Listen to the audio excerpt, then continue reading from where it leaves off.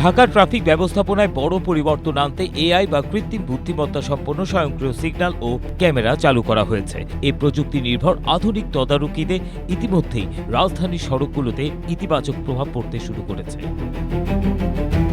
প্রাথমিকভাবে ঢাকার ৮টি গুরুত্বপূর্ণ স্থানে এআই ক্যামেরা বসানো হয়েছে। ঢাকা মেট্রোপলিটন পুলিশ জানিয়েছে আগামী ৬ মাসের মধ্যে এই সংখ্যা পৌঁছাবে ৬০টিতে।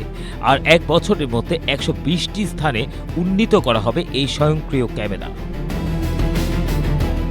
গুলশান ২ বনানী সহ অভিজাত ও ব্যস্ত এলাকায় ইতিমধ্যে হাই ডেফিনেশন ক্যামেরা স্থাপন করা হয়েছে, যা প্রতিটি যানবাহনের গতিবিধি পর্যবেক্ষণ করছে। এই ক্যামেরাগুলো সড়কে চলমান প্রতিটি গাড়ির নাম্বার প্লেট শনাক্ত করতে সক্ষম।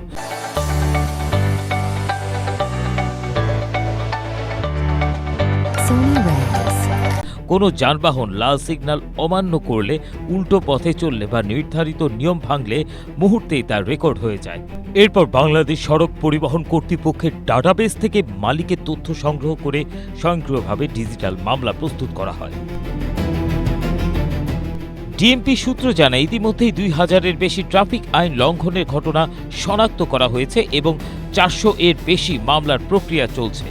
নতুন এই ব্যবস্থাকে অনেক চালক ইতিবাচক হিসেবে দেখলেও কেউ শঙ্কাও প্রকাশ করেছেন।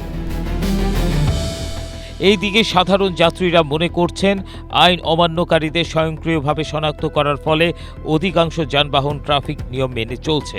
ফলে ঢাকার রাস্তায় শৃঙ্খলা ও জনমনের স্বস্তি ফিরে আসছে। তবে এটার পরিধি আরও বাড়ানো গেলে আরও ভালো হবে বলেই মত তাদের। ABM Asaduzzaman, Asia post.